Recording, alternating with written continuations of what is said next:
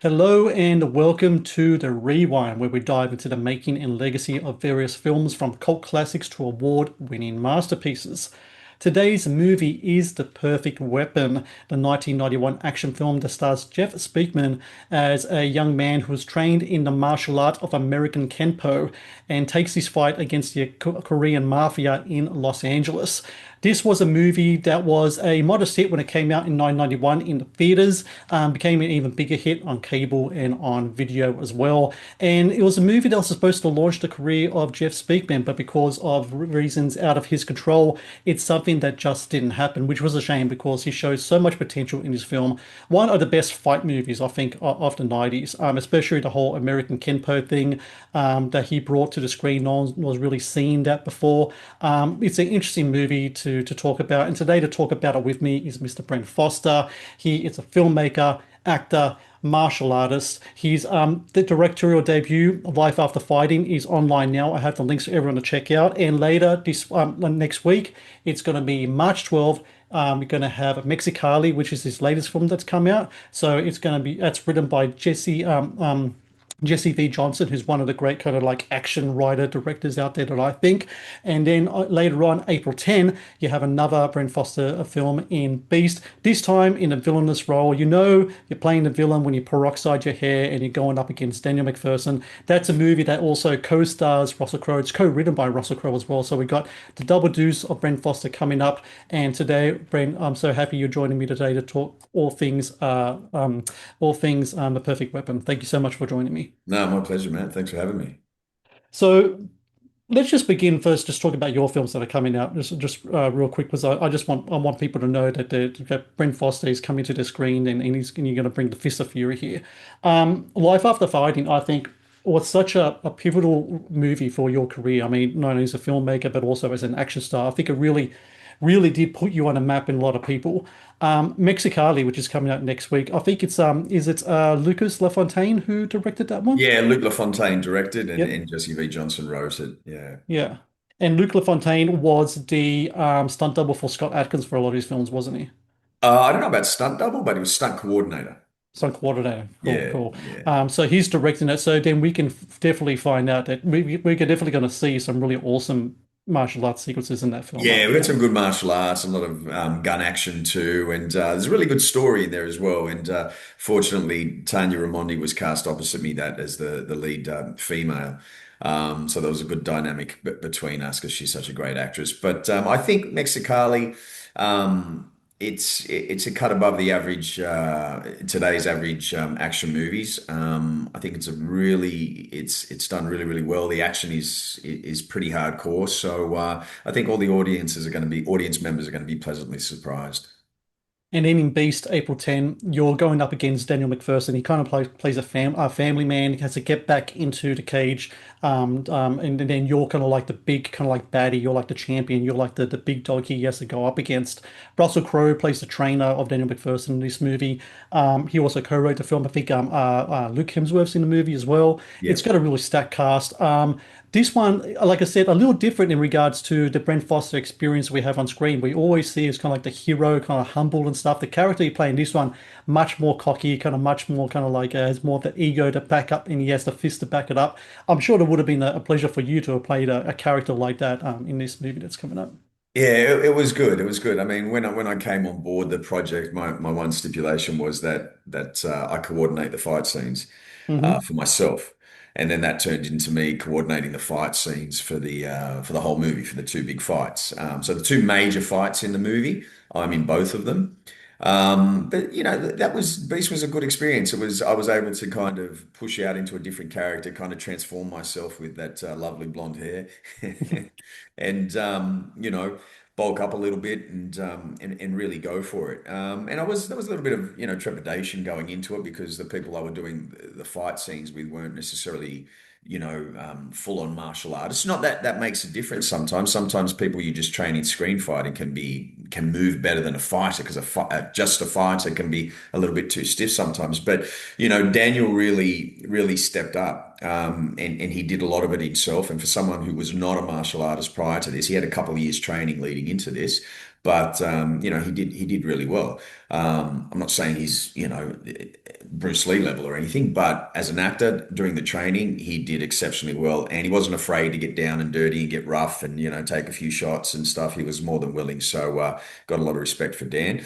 The other fight, my son actually stepped in and doubled the actor, so a lot of the big Oh, hits nice. and stuff like that. My son Jalen was doing the doubling for that, and really did most of that fight. And but yeah, look, I've seen pieces of the fight. I haven't actually seen the movie yet. So it's going to be a pleasant surprise for me, I think, when I get into the cinema and see it for the first time. They did have a screening here, but I was filming Relentless at the time, so I couldn't Hmm. actually go. So I had to miss out on that. And yeah, but yeah, I think that from the trailer, it looks fantastic. And Tyler, the director, um, absolute gold. He's a wonderful human being, and work with him again in a heartbeat. And he really cared about the project. So I guess when you got a director that really cares, then 9 times out of 10 you're going to get a good film. So for everyone out there, March 12th, Mexicali, April 10, Beast. I'm gonna have all links or all that stuff so you can guys can find out and check it out and make sure you watch Bren doing what he does best. I mean, in my opinion, Bren, you're one of the best kind of like martial arts action stars working today. You really are. Thank And you. it's a pleasure to be able to talk to you about those experiences now. But now we're going to shift the gears a little bit, talk The Perfect Weapon. And this is a really interesting film. So this is a movie that I very much remember watching when I was a kid, like when I was younger, and I think you and I talked about this when we talked about Life After Fighting a couple of years back. VHS was like what was happening then, trips to the video store. It's always looking for that new thing, that new martial arts thing. Sometimes it might be the new Van Damme, it might be the cigar, it might be something else. And Jeff Speakman was a totally new face on the scene. He hadn't really done anything before. Bit parts here and there, not really kind of known as kind of like the martial arts guy that this movie kind of made him out to be. And it's one of those films that I think it really was is a guilty pleasure for a lot of people watching that movie. And there's a reason it's turned out to be a cult classic because the fight scenes are awesome in it. Jeff Speakman, even though he doesn't have the acting experience background, he does have a certain charisma that he brings to the screen as well. And it's very clear that you can see him being kind of like an heir apparent to like the two, something like what a Chuck Norris was before, kind of like Western, kind of like American action star in the industry at that time was dominated more by like the Van Dams and Dolph Lundgrens and stuff. Do you remember the first time that you watched The Perfect Weapon? What was the first time that kind of came on your radar? I do. It was at these old cinemas in Mount Druitt, which are no longer there. They've been knocked down. God, I think I might have been like 12 or something at the time, but I remember going to the cinema, and I went to get in, and they were a little bit they had security there, and they questioned how old I was. Okay, and they weren't going to let me in. And my sister was there with her boyfriend at the time, and they both spoke to the guy, and they said, "Look, he loves martial arts, this and that," and they ended up letting me in. So that's another reason why I remember it, because I almost wasn't allowed to go in. And I think Jeff Speakman, he brought something very different. And something that I was enamored about when I first saw him was the hand speed. He's doing this kata at the beginning of the movie. And Kenpo Hmm. karate, it's not very like Shotokan, Kyokushin, it's Taekwondo patterns. They can be very hard and you can see clearly like low section block punch or high section block punch, knife hands, double blocks. Um, but when I saw him doing the Kenpo karate, there was a lot of circular movements, and it kind of looked a little different to what I was used to. But I was quite enamored by it. I was like, wow, this isn't. I haven't seen this before, because I wasn't very familiar as a child with the style of Kenpo. Um, and then lo and behold, as the movie progressed, you started seeing him using these fast action, like multiple hits, elbow boom, elbow back fist, reverse back fist, chopping, spinning. And it was like, wow, he brought something different than say Jean-Claude, Chuck Norris, even Steven Seagal. So all those guys, he definitely brought something new, and it popped on screen. So the definition I found for American Kenpo or Kenpo karate, it says here hybrid martial art derived primarily of Japanese karate, judo, and Western style boxing. Is that pretty much what you think is the combinations in that? Um, I don't know if that's an accurate depiction, because there's a lot of like movements like that thing, and that to me is Western boxing is from here. We go judo is throwing. Japanese karate, whether it's Shotokan, Kyokushin, Goju-Ryu, they're very yeah, very clear and precise. Where I'm seeing movements like this in the Kenpo. Whoa. So to me, what does that look like? That looks like more of the Kung Fu with the snake technique, and the crane techniques. So I don't know if that's an accurate description. I didn't see enough of the throws and the sweeps in the film to say, oh, I'm seeing some judo here. Um, I mean, we saw some spinning kicks. We saw, which, obviously from karate, from taekwondo, some, front kicks and turning kicks. But I would think it's, to me, and Western boxing is very straightforward. We've got our jab, cross, our hooks, our body punches. It's pretty much 8 techniques, isn't there? But all this circular motion, high, low, and circling the hand open and flinging around, that to me speaks a little more almost Chinese kung fu. And look, I could be wrong. It's pure speculation. I'm purely making that,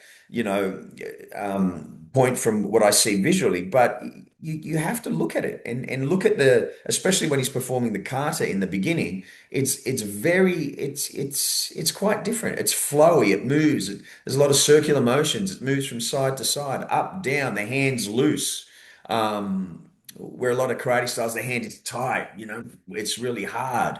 But this is just pure speculation on what I'm visually seeing in the kata he was performing at the beginning of the movie. But look, yeah, there's going to be punching. Boxing has punching. All different styles have punching. All different styles have kicking. So in that sense, there are similarities, across every style. When it comes to Jeff Speakman, so just reading about kind of like his background. He's up from Roto Red. He watched a Kung Fu TV series when he was a kid. Remember the one with David David Carradine, and Carradine, that yeah, and that's what made him want to do martial arts. So he's first studied Japanese Goju Ryu karate, yeah. and then he met Ed Parker, who the infamous Ed Parker, who pretty much taught him how to do the American Kenpo. Ed Parker is a pioneer of that kind of style, right? Was Yes, that yes, his yes. thing? Even I believe the film was also dedicated to him, and Ed Parker Yes. also taught Elvis. And if you look at Elvis too, people think he's dancing most of the time, but most of the time he's doing Kenpo karate kata moves on stage. He's doing reps and just all that circular motion, those fast hand actions. So yeah, but yeah, definitely Ed Parker was the American pioneer of Kenpo karate. And Ed Parker not only like did he teach Elvis, but he's kind of like the guy who introduced Bruce Lee to the world because it was like the Ed Parker Open tournament kind of stuff where Bruce Lee kind of came out and was showing kind of like the 1 inch punch and all that kind of stuff, and Yeah, that kind of yeah, led to him being cast in as Kato in the Green Hornet. So Ed Parker is a very influential kind of name, not only in American martial arts, but I'd argue martial arts cinema, especially from the 70s onwards from there. And for supposedly Speakman was like lived with Parker for like 4 years and was just training with him wow, nonstop. And so him learning this style of martial arts is pretty much what got him on the screen in this movie. So the story that I saw was that he met the guy who was the writer of Kickboxer, the Van yeah. Damme movie that came out in Mark 1989. DeSali, wasn't And it?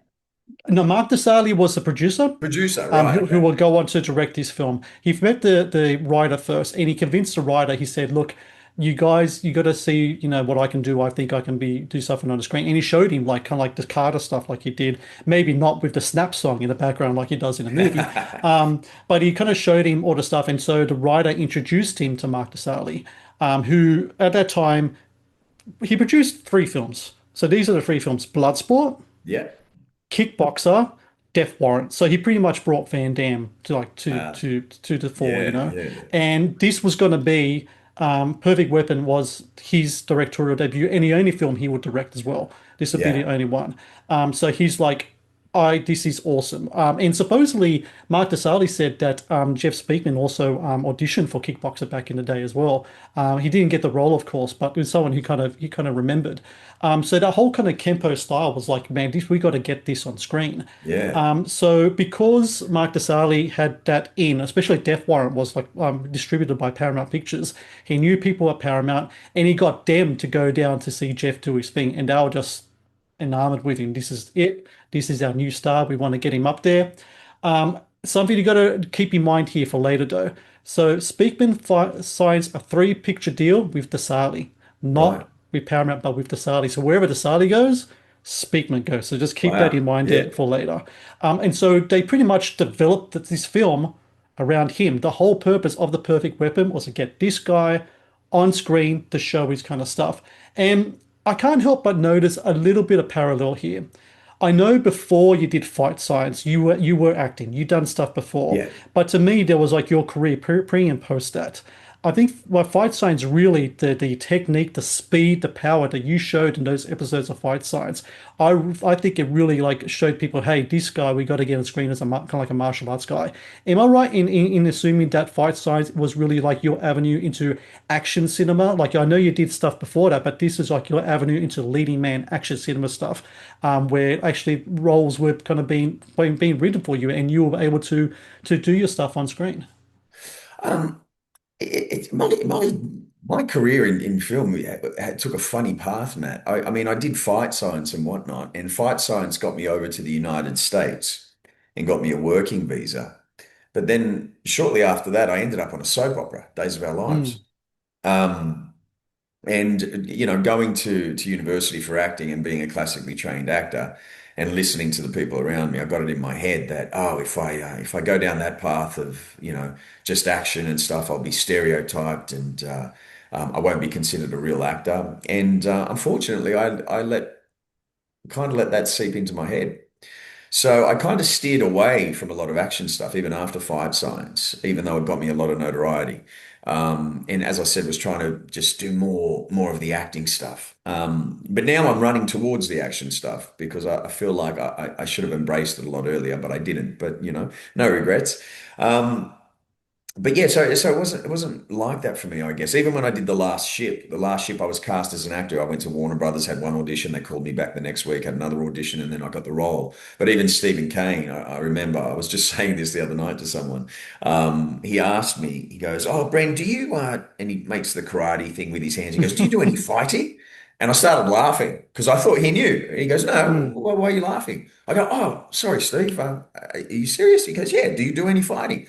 I was like, oh, okay. Yeah, I do a little bit. And I pulled up a clip Interesting. from Fight Science and I showed it to him. And that was my first episode after, probably I'd been on there for about a week and we were shooting the second week of of my character's first episode. And they were like, oh, wow, cool. And the next thing they know, I put together this fight scene coming down the hallway.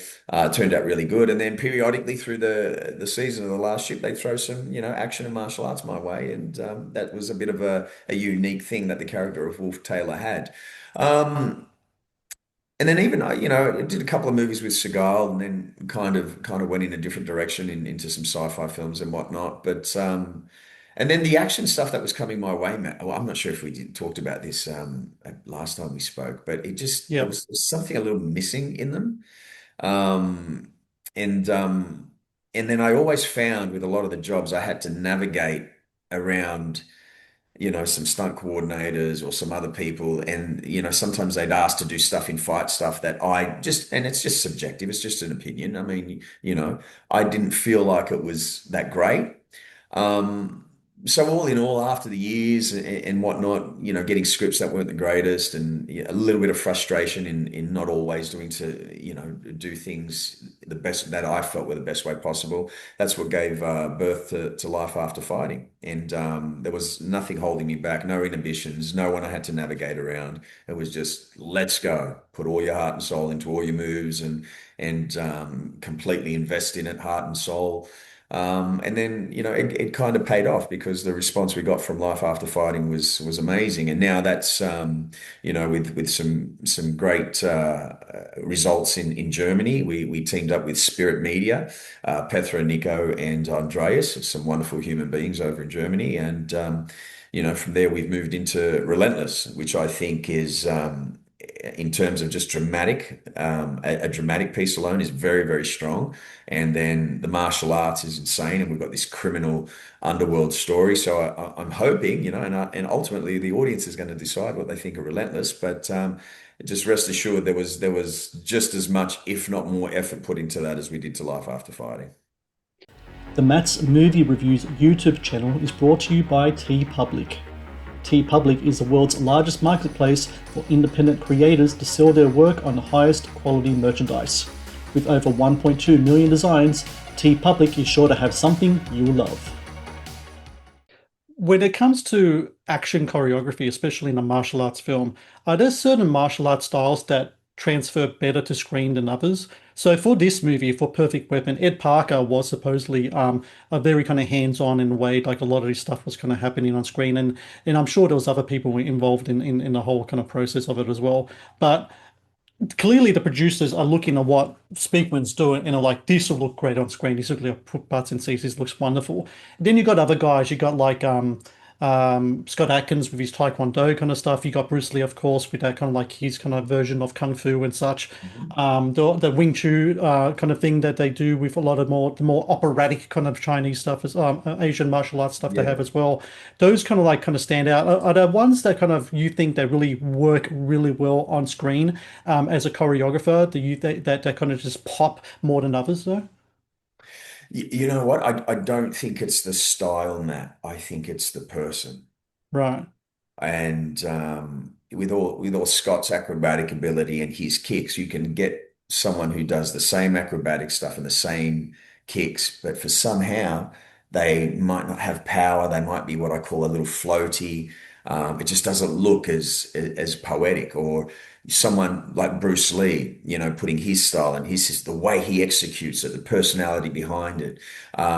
Jeff Speakman's stuff, the speed that he has with the hands and the Kenpo, honoring the Kenpo style. It always comes down to the person. I think it's just like with any martial art. Someone can throw a side kick and you've got a beautiful looking, high intensity, powerful, excellent side kick. And then someone else throws a side kick from the same martial arts style, but it's like, oh, why doesn't that look the same as that one? Is it the style? No, it's the person.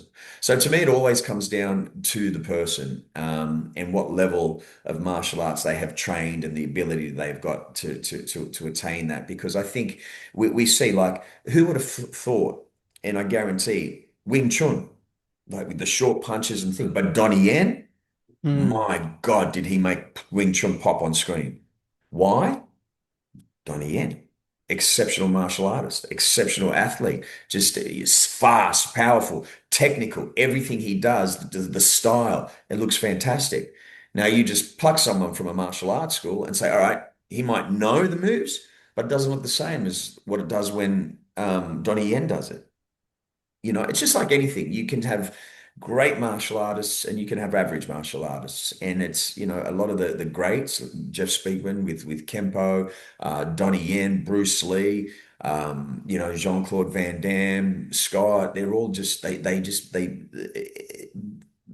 taken martial arts to a high level where you visually look at it and it looks beautiful. And unfortunately, you've got people that can just do the martial arts at the highest level that looks beautiful on camera. The imperative word there is art, martial art. It is an art form, so it does have beauty to it, you know. So in terms of style, all styles in the hands of the right practitioner have the ability to look beautiful. Just like when someone asks, "Oh, what style is best for fighting?" It's not the style. It comes down to the person. Mm. I firmly believe that. People say, "Oh, a spin kick would never work in a real fight." Yet, time and time again, how many spin kicks do you go online and just look at spin kick knockout on YouTube? You'll see them in the middle of the street. Why? Because someone has been able to get that technique to a very high level. What do they say? Sometimes, oh, Wing Chun would never work. Google it. I just watched a video the other day. A guy's at the door. He's got his hands up. He's got his hands up, and the guy's drunk. He's pushing him. No, no, no. And then he goes to throw a punch at him. The guy blocks and he goes, ba, ba, ba, ba. Perfect Wing Chun style. Drops this guy, you know? So I think all styles, as I said, in the hands, repeating myself now, in the hands of the right practitioner, have the ability to look nice on screen. It kind of reminds me of this story. The band Van Halen, Eddie Van Yeah, Halen, the yeah, guitar yeah. player. I'm a big Van Halen fan. He was telling this story. He always tells this story about how whenever he invites other musicians over to his studio and he have his guitar and his rig and all that kind of stuff all set up, and they're always like, "Can I play your guitar?" And he's like, "Yeah, sure, whatever." And the perception is that when they put on his guitar and play through his amp, they'll sound like him. But they don't. They sound like them. Yeah. And Eddie's like, because it's not the guitar, it's the player. It's how you play the instrument. It's not like it's the other way around. And that's very much reminiscent of just what you're talking about right there. It's not this guitar. It's not the martial art. It's the person. I think that's a that's real fine stuff you said there. I love that, Matt, about the guitar and yeah, I'm I'm probably going to repeat that one day. Yeah, that was great. Yeah. No, but Um, 100% right. It's the player. It's not the guitar. Yeah. So a few other people that are in this cast because it's a really interesting cast. This movie here. Yeah. Okay, so some of the people I'm going to talk about. So you got the guy who plays Tanaka, the big hitman with the flower. I love that So guy, man. I've seen him in so many films as a kid against Chuck Norris, yep, Revenge of the Ninja. yep. He just would pop up all the time in the movies as a kid. And he was, as a child, you looked at him and man, he was one scary dude. One scary dude. He was also in the Running Man. He plays Professor Sub-Zero in the Running Yes, Man. Remember yes, that one? yes, yeah. So his actual name isn't so his stage name was Professor Toru Tanaka. That name he had when he was a wrestler for the WWF back in the 70s. He was actually a WWF wrestler. Wow. But he's actually not even Japanese. He's Hawaiian. He's from Hawaii. Really? So his real name is Charles Kalani Jr. So it was from Hawaii. His dad was Hawaiian. His mum was Chinese. So he was there. But because when you go to over to something like the WWF or whatever, they give you a character. And so he was like the big Japanese kind of guy. A lot of the times, the people who were playing, even the guy who played the big sumo character in WWF, I forgot what his name is. He's actually Hawaiian as well. He's actually a relative of Dwayne Johnson. Oh, wow. Dwayne Johnson's family tree is the wrestling family tree, like from Roman Reigns to like they're all connected. It's like in the Samoan kind of Awesome. heritage and from Hawaii and stuff like that. So he was, of course, we said eye for an eye, the Running Man. There's a pretty interesting thing. So Tanaka, like, even though he's a very big, domineering man, supposedly the most gentle man, the most sweetest man ever. Jeff Speakman's talking about how he was so awesome, and he talked about on how on the set one day, Ed Parker decided to challenge Tanaka to a lobster eating competition. Oh, And Tanaka won. He was eating shells and all. They were saying like oh my he God. just thrashed it. I don't know why you will want to go against someone that size in any type of competition, let alone an eating competition. So that's a very kind of interesting kind of thing there. Then you got another great actor in this movie, James Hong, who is an actor. If you don't know the name, you know the face. He's been in over 100 films. His most famous film, most probably Big Trouble in Little China. He plays the character of David David Lopan, the wizard Lopan. character. Yeah. But he's been in so many things. He was even in the Oscar-winning film, what was it called? Everybody, Everywhere, All at Once. I think that came out a couple of years Right. ago Yeah. Yeah. with Michelle Yeoh. And after 100 films, that's the first time he ever went to the Oscars as well, Oh, which is a wow. really good. And he's still working now. He does voice work on Kung Fu Panda. He does all this stuff. He's been around for ages. So he plays the main villain in this movie, which I think is fantastic. And then another actor who's in this as well, Kari Hiroyuki Tagawa, Yeah. who was in Showdown or Tokyo, Mortal Kombat. And again, he plays a villain in this, but more of a henchman kind of thing. Yeah. But he passed away, I think it was early this year, late last year as well. Yeah. But again, one of those kind of great kind of actors. So you got a movie here, it's kind of surrounded with all these kind of character actors. And also you have Mariska Hargitay from Law and Order SVU. Yeah. She plays the main girl, Jennifer. They said that her role was much bigger. There was a romantic subplot between her and Jeff Speaker's character, and they cut the whole thing out. So that's why whenever you see her, she never talks in the film. I don't know if you noticed that. She never says one word Yeah. through the Yeah. film. So they Yeah. cut the whole thing out. But there was a TV edit where they put it all back in. So there's Oh, actually a wow. longer edit. And I haven't been able to find it. I've only seen kind of like the theatrical kind of edit. But yeah, interesting cast this one, I think. A very eclectic cast Yeah. of characters that kind of bring it all here.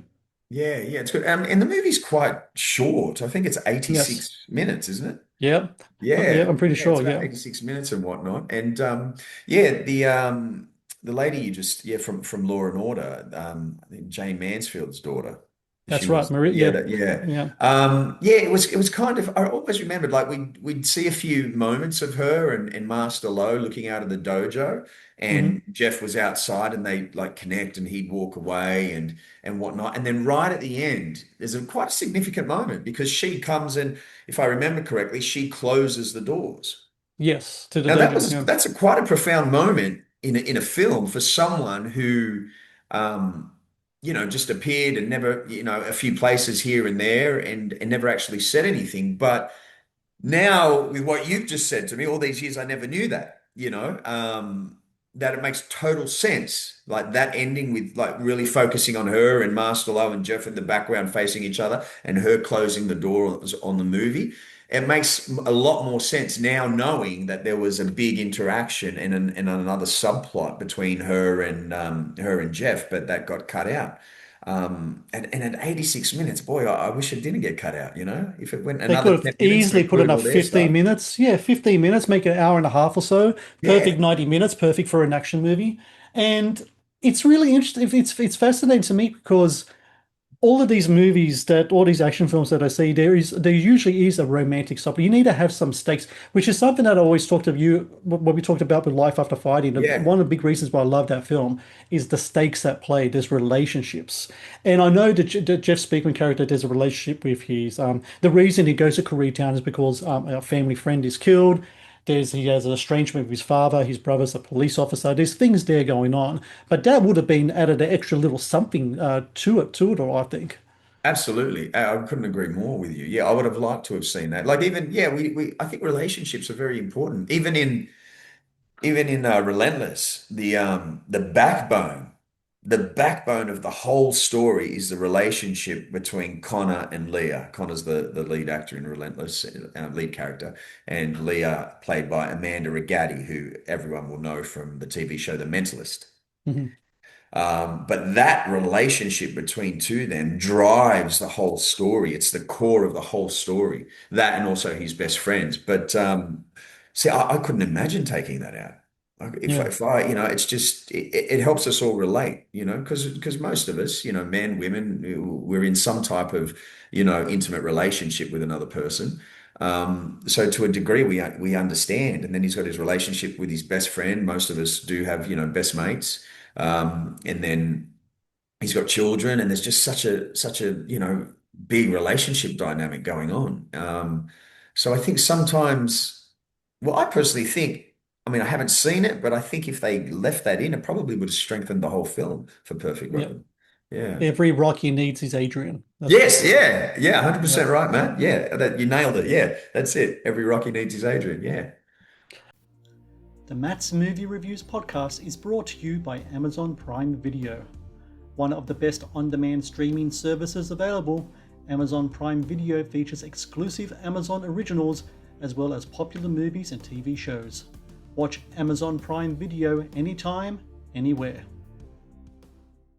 So the film releases March 15, 1991. So it had a budget of 10 million, which Jeff Speakman said he was like, wow, 10 million, that's like crazy. 1991, 10 million is quite impressive, Wow. actually. So 20 That's like a million. mid-budget kind of like action film. And it went theatrical as well. It didn't go straight to DVD or anything. It Yeah. made 15 million at the theaters alone. So it Wow. actually made some money on that. Excuse me. But of course, cable Yeah. VHS back in the day, like when those home entertainment kind of provisos, they a lot of money kind of comes through there as well. So Yeah. it pretty much made like Speakman a bit of a star in Yeah. there. It was an unexpected kind of hit in there as well. And of course, what a lot of people will talk about in the movie is the fight scenes. There's so many Yeah. great fight scenes in it. But to me, though, and I think the consensus around other people as well, the dojo fight scene when he goes into the dojo and he starts asking questions. He just wants to ask questions. And for some reason, he says, if I beat all three of you, you're going to answer my questions. I don't know why he couldn't just choose one guy. You have to choose three, but he does so. And it leads to a really kind of impressive display of kind of like the American Kenpo. You talked before about the speed of the fist. There's a moment there where he's just like throwing out combinations, and I'm sure the sound effects team were just going overdrive to trying to match that Yeah. in post. And what I also loved about the scene is that he gets his ass kicked sometimes. I love it when action fighters get their ass kicked. You know how to get your ass kicked really good on screen, and then you need to rise back up again and then like Yeah, do it. I don't. That's one of the reasons why I never really liked some of the Seagal stuff because I think his vanity was too much. He wouldn't allow to get his ass kicked on screen. yeah, yeah, You have to get the shit kicked out of you to be able to fight back, and that happens to exactly. Jeff here. But it made me think about dojo fight scenes. There's so many of it. It's like a staple in martial arts movies. I'm gonna list my five favorite, and then you tell me what you think of it, and then we will debate if you want to add more to it. Okay. Okay.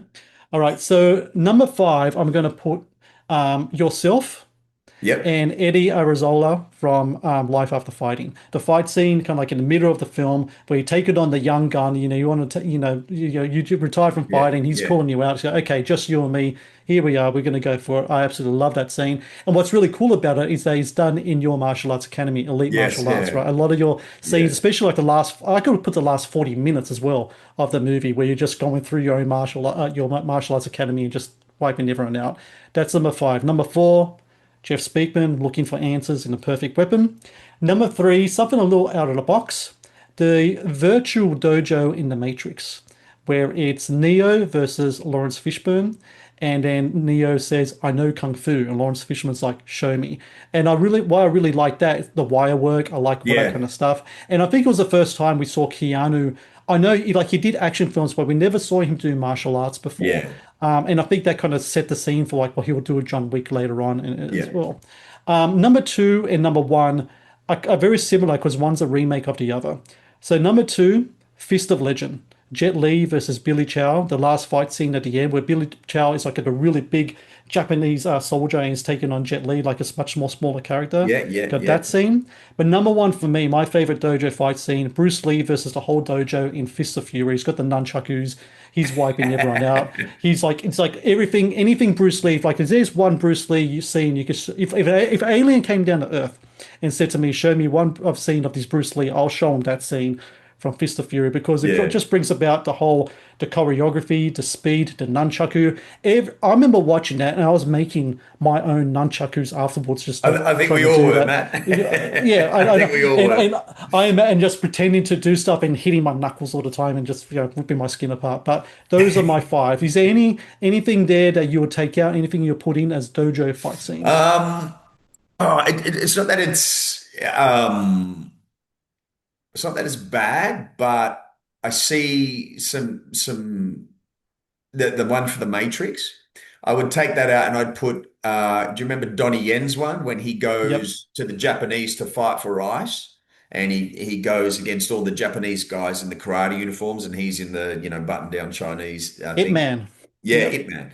And yeah. I think it's part one. It's part one. That dojo store when he's in there and he just takes those guys, I just loved it. I could see the pure technique and and the reason why I would favor that over Lawrence Fishburne and Keanu Reeves fighting, and with all due respect to them, they did a great job in The Matrix, and so did the director in The Wire work. But I can't, as a martial artist, I can't look at the Matrix and compare that to what Donnie Yen did. And there wasn't real like wires and whatnot, visually, but also there's something about the Matrix, the way it's shot in the wire work that is just so visually appealing. And in that sense, yes, you're absolutely right. That it definitely deserves its place. But if I had to, if I had to swap one out, like you asked me to, I'd put the Ip Man one in there, just because the level of technique that Donnie brings is just it's next level. I think Donnie, in my book, because he's so crisp with his technique, with his hands, with his kicks, even with, in a lot of the movies, he's displayed a lot of proficient groundwork. And the way he seamlessly just moves from one style to the other. I think he is probably at the top of my list in terms of um, martial arts execution. So I would definitely have to include him in that five, Matt. So yeah, but all the rest, like all the rest that you mentioned, yeah, love him. love them. Absolutely, absolutely love them, you know. And there's probably a few more that I can't think of right now. Um, but yeah, they're definitely all five of them that you mentioned, including the Matrix one. But if I had to replace one, that's the one I would replace with the Donnie Yen one. They're all standouts, absolute dojo standouts. Yeah. I love a great dojo fight scene, I tell you what. So it has so much potential for lots of great stuff going on. Yeah, yeah, yeah, Um, so I mentioned the film coming out, and like we said, it becomes a bit of a minor hit, and Speakman is kind of the next guy. He's going yeah, to be the next kind of guy who's going to take it on. And you mentioned before how Ed Parker, this movie was dedicated to him because he had a heart attack before the movie came out. Dies at the age of 59, really really young actually, when you think about it. that is And young. so Yeah, they dedicated the film to him. Speakman set. He's got this movie. He's got this deal with Sally, and then Paramount shift gears in that they get new people working there. Paramount loses its CEO, the one that really loved what Jeff Speaking and DeSalo was doing. They get replaced by people who don't like action movies that much, who don't like martial arts movie that yeah, much. So they're like, we want to get out of whatever deal we have with you guys. And DeSalo is saying, no, I want more money, more money. And it ends up being a big negotiations between them two. And because Speakman, remember, he had that three-picture deal with DeSali. If Desali is stuck in limbo, so Speakman. He can't do anything unless Desali does something, right? So he's stuck in that contract with him. wow. And so while that's happening and they're going back and forth, Speakman's pretty much twiddling his thumbs. While he's twiddling his thumbs, Paramount actually have a script.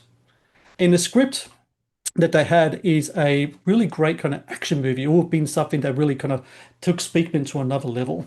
But because of all of this stuff that's going on between Desale and Paramount, he loses a chance. He actually doesn't make another film until 3 years later, and it's with a different studio. Desale's not involved or anything in there. And that script ended up being sold to Fox. Right. Fox casts Keanu Reeves in the movie, and the movie ends up being Speed. So Speakman could have been the lead in a movie that's similar to Speed. The only difference it would have been is that there's a scene in the movie where the bus actually stops and Speakman gets out and kicks everyone ass. That's the only difference in the movie Ah, that would have between the been two. cool as hell. That would have been cool as hell. So unfortunately, this opportunity and this partnership that he had with Desali ended up just really handicapping his career because Paramount changed leadership. They get into conflict with Desali over money. They're in Yeah, loggerheads, and then Speakman is just left twisting in the wind. There's nothing he could do. He signed a picture deal with Desali. He can't get out of that. Desali is refusing to move on from Paramount. Paramount wants nothing to do with either of them, and it just turns into a big shit show. And Speakman doesn't do a movie until like 3 years later. By that time, guys like Keanu Reeves and other guys like that, they take over the action mantle. It's a whole new ball game.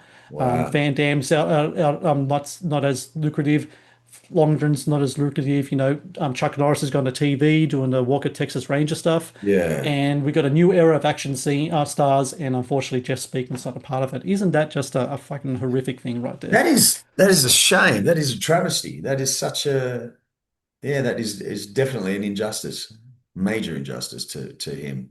Um yeah, yeah, because it was quite, us, I mean, me growing up in Australia, obviously. I mean, I guess we always wondered why there was no, Perfect Weapon 2 or no other Mm. like, big movie. Because back then a $10 million movie was a substantial budget. In today's world, it's probably like 20 million, you know. Um, it's over what, 35 years ago?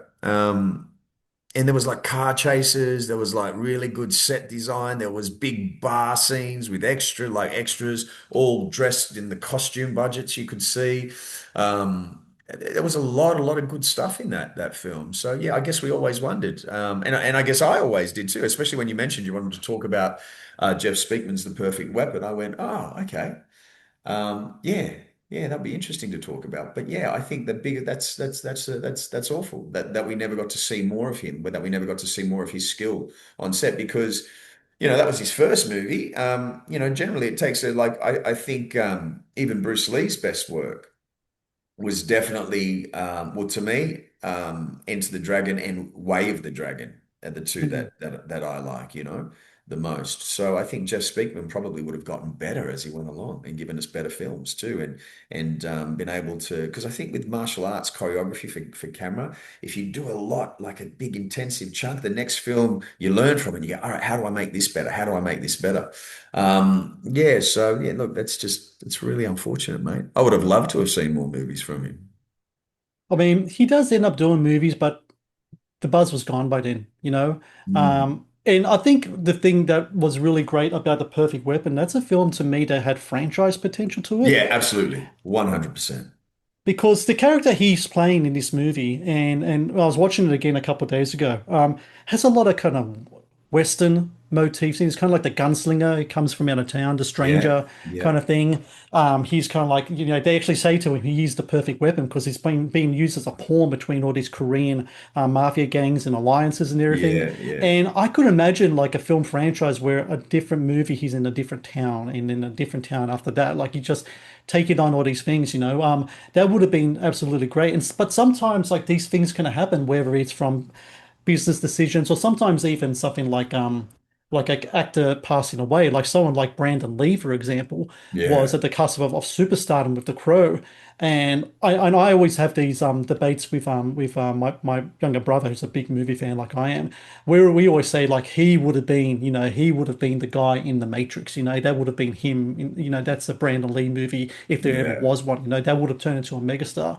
But these things happen and these careers get derailed. And the whole thing about Jeff Speakman as well, though, he seems like a cool guy. Like there's never been any like a negative word about him whatsoever. And I think he was just really just been caught in just the worst kind of situation you could imagine, like a rising star could be caught in. And also he had cancer back in 2013. He survived that. Wow. He's moved on from that as well. I know he's actually coming to Sydney. I think he's going to be in Sydney Yeah, I next think he's week. going to Yeah, be, yeah, sometime here. I think Dan Deltz is bringing him out, and whatnot. Yeah, I think I saw that on Dan's socials. Yeah. yeah. But, They're going to do they're going to do a yeah. screening of the Perfect Weapon at the Horden. Not the Horden, what they call the Orpheum. I think it is Oh, in Sydney. I nice. think they're doing. Nice. Yeah, yeah. Yeah. So he's going to be Awesome. there for that, which I think will be great for fans of the film to check it out. And no doubt, a lot of people will be asking him, "Hey, what happened after after Perfect Weapon?" Because it's a great performance by him. It really is. It was great. Yeah, it was a great movie. I really liked it. I really liked it. Yeah, and I remember walking out of the cinema, myself, my sister, her boyfriend's brother. We were all like, "Wow, that was awesome." We related. So yeah, left a strong impact on us. And I still remember most of the movie, quite vividly. And I think the best fight in there was at the end.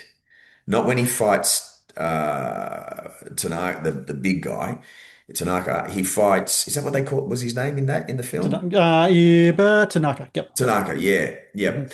But before leading up to that, he's fighting multiple opponents. Um, In the and I warehouse. and I think they pulled the camera back because there were times. I think that was one of the times where they pulled the camera back and you could actually see him like without the edits really, really going for it. So I think that to me, the dojo fight was good, and I know James Liu, who was one of the guys that he fought. I met James Liu when I did Fight Science, but I think when he goes like on that end thing into the warehouse near the dockyard, and I think it was shot in San Pedro, it looked very, very familiar to me because we shot Last Ship there a lot too. Yeah, I think that fight there, you got to really see some cool stuff. I remember that being my favorite stuff. It's a great film. Watching it like 35 years later, it still pops. It really does. The Yeah, action scenes yeah, and everything in it. And I think it comes down to Speakman's skill, Desale, kind of like the way he captured action in this movie. I think he learnt a lot from like being on sets, no of doubt, doing course. blood Yeah, sport and kickboxer and such. And it's a shame that Desale as well didn't do any more films afterwards as a yeah, director as well, because I think there was potential for him as well as a filmmaker to go ahead, to move ahead. But yeah, The Perfect Weapon has to be hands down one of the, maybe I wouldn't say a perfect action movie, but the action scenes in the film are just fantastic. And like you said, you can see the choreography, and it's also one of those what if kind of movies, but just based on the history of the film as well. yeah. So for everyone out there, if you haven't seen a Perfect Weapon. I'm going to have a link down in the show notes for you to watch it because it's absolutely fantastic. And if anyone out there knows where a TV edit is, so I can share, so Brendan and I can watch the That scenes would be great. Yeah, I would with love the to see female that. interest. I would love to see that as well because I think it's interesting to see what would have been with those scenes in there. I think it would have Yeah. been great Yeah. to see. But yeah, Bren Foster, I thank you so very much for your time. Everyone remember, Mexicali, March 12th, Beast, April 10. Hopefully, end of the year, End of the Relentless, year, relentless. maybe, Yeah. maybe. But until then, Bren Foster, thank you so very much for your time, and I can't wait to see your movies. Hopefully I'll get some screenings soon and get to watch your action on the scenes. Thanks, Matt. Always a pleasure, mate. Thank you for watching the Matt's Movie Reviews channel. Please subscribe for more reviews, podcast interviews, and exclusive content.